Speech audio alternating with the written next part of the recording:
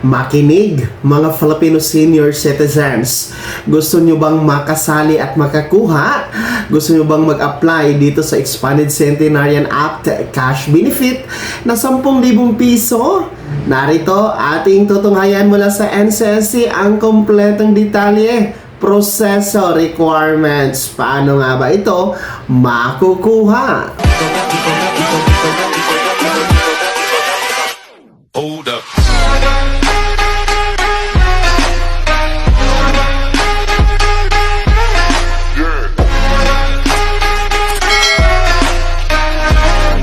Hello mga ka-vlogs! Welcome dito sa aking YouTube channel. Magandang araw po sa lahat ng mga manonood.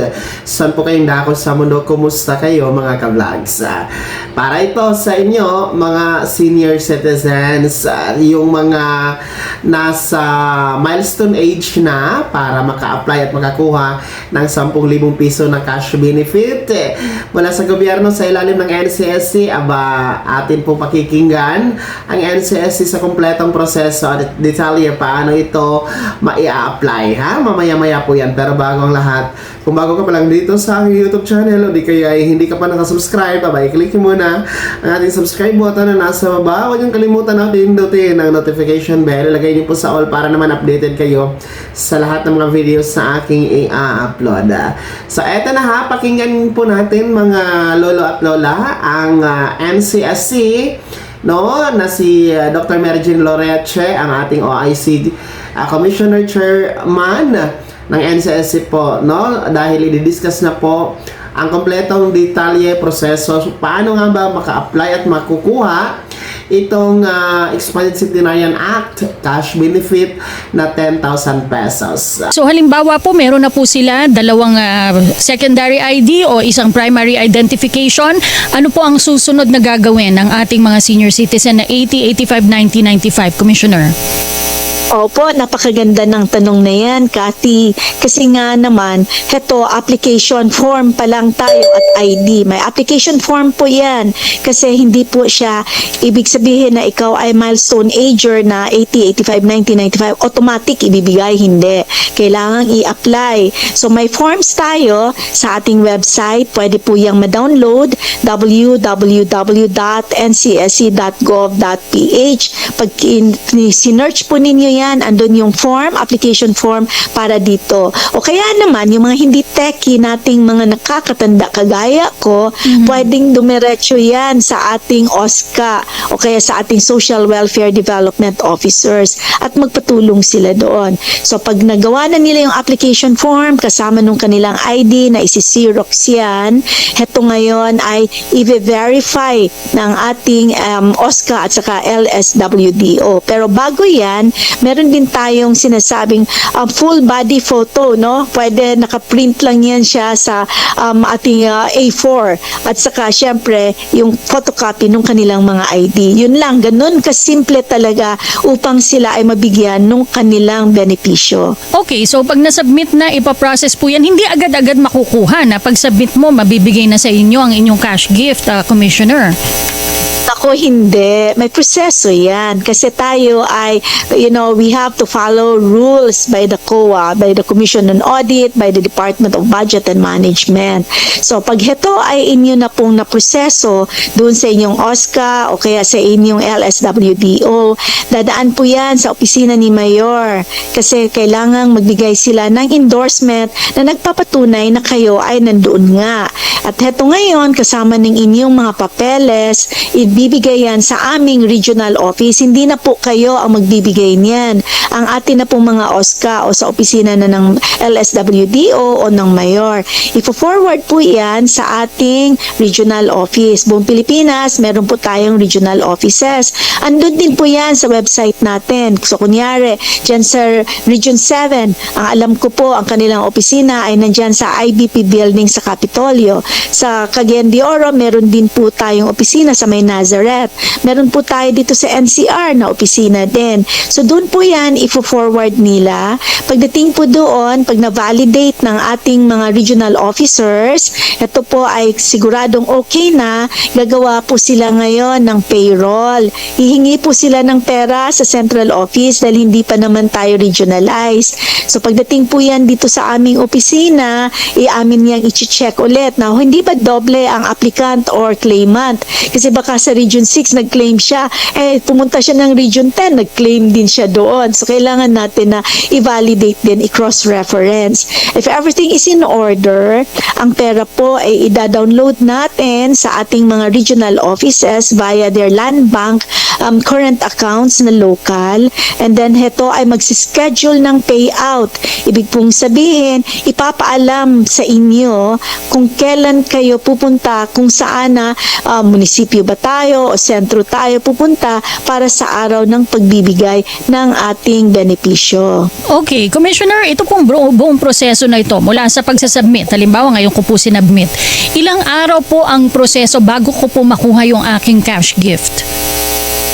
We're looking at, Kathy, of around 63 days, no? So, working days. So, that's around 2 months, no?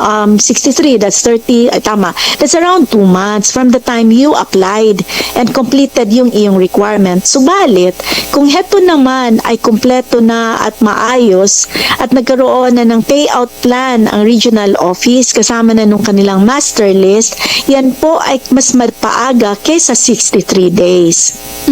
At ito po ay ginagawa na sa ngayon. May mga nag-submit na po, Commissioner.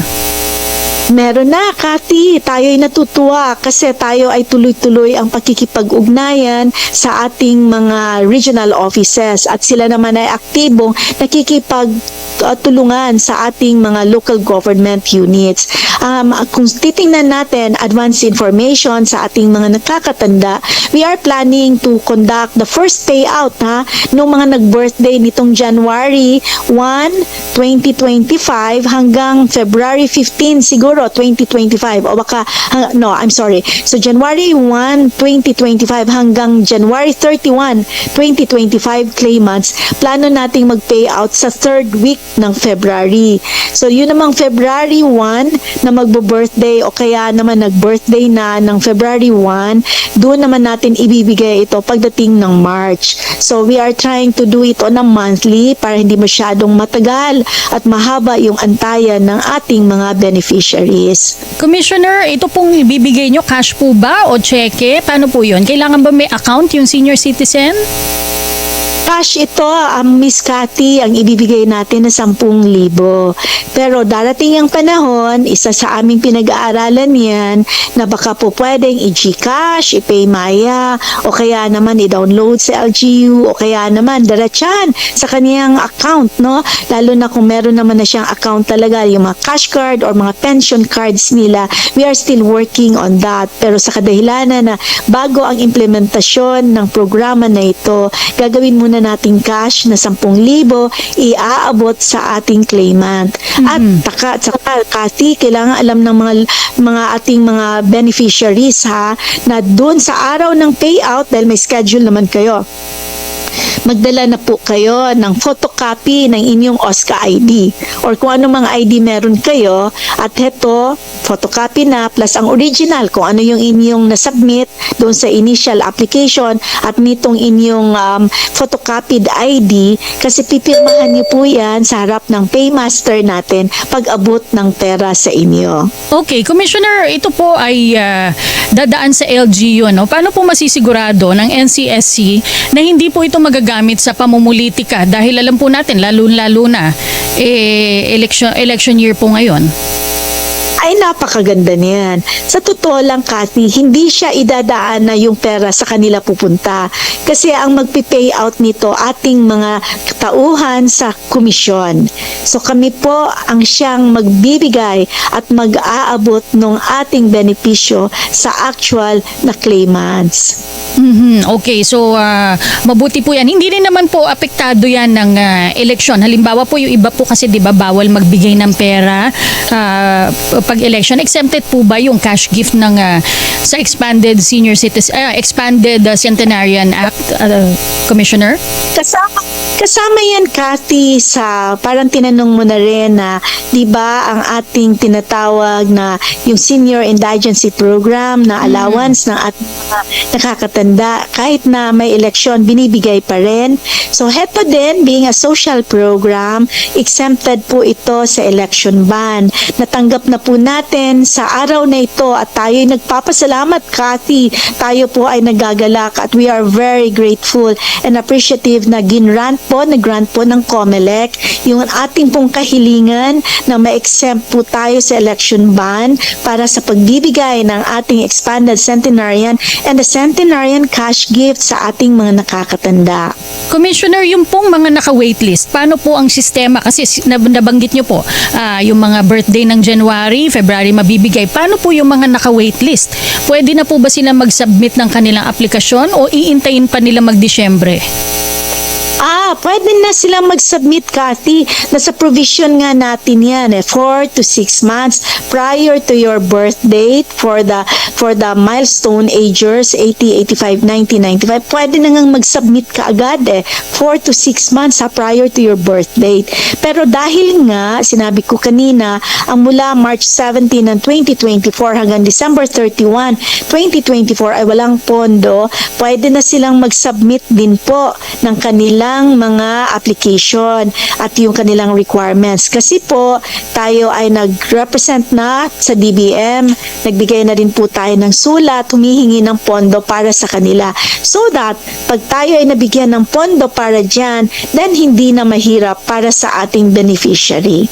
So ayun ha mga lolo at lola, napakakumpleto ng detalye, malinaw na malinaw kung paano ninyo ma-apply, saan i-apply, ano ang mga dokumento o requirements na kailangan, gaano katagal ang 10,000 pesos na ibigay sa inyo mula sa petsa na inyong pag-apply, saan ito i-process, lahat-lahat, malinaw na malinaw yung sinabi po ng NCSC chairman natin. So, ito po yung hindi fake news dahil mismong NCSC po ang nag-discuss ng mga nasabing impormasyon. Kaya legit ito mga ka-vlogs, ha?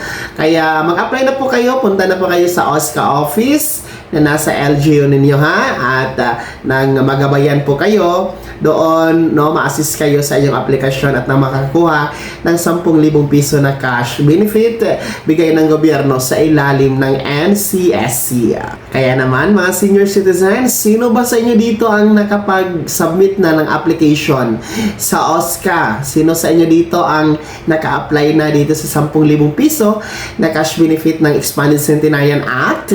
Ay komento nyo naman po sa comment section na nasa baba. Saang lugar yan? Pakilakip ng buong pangalan. Bago ako magtapos sa video na to, kung gusto nyo pong sumuporta sa aking YouTube channel, maaari nyo pong i-click ang ating super thanks button na nasa baba. Sa mga gustong maging miyembro, pwede po i-click nyo po ang ating join button. Maraming perks dyan mga ka-vlogs. Be my member now. Sana naging gabay ang video na to kahit paano na pag-uusapan natin ang mga mahalagang bagay-bagay na may kinalaman sa ayuda, programa at benepisyo ng ating mga senior citizens. Kung hindi ka pa nakasubscribe dito sa aking YouTube channel, maaari nyo nang i-click ang ating subscribe button na nasa baba. Huwag nyo kalimutan na pindutin ang notification bell. Ilagay nyo po sa all para naman updated kayo sa lahat ng mga videos na aking i-upload. Maaari nyo din i-like ang video na to at kung meron ka pa mga katanungan, maaari nyo akong i-komento sa comment section na nasa baba. Paki-follow na din po ang aking official Facebook page na nasa screen nyo. Muli po ako si Daniel Timpawa na nagsasabing dito sa aking YouTube channel, Pawang Katotohanan at lahat totoo lamang.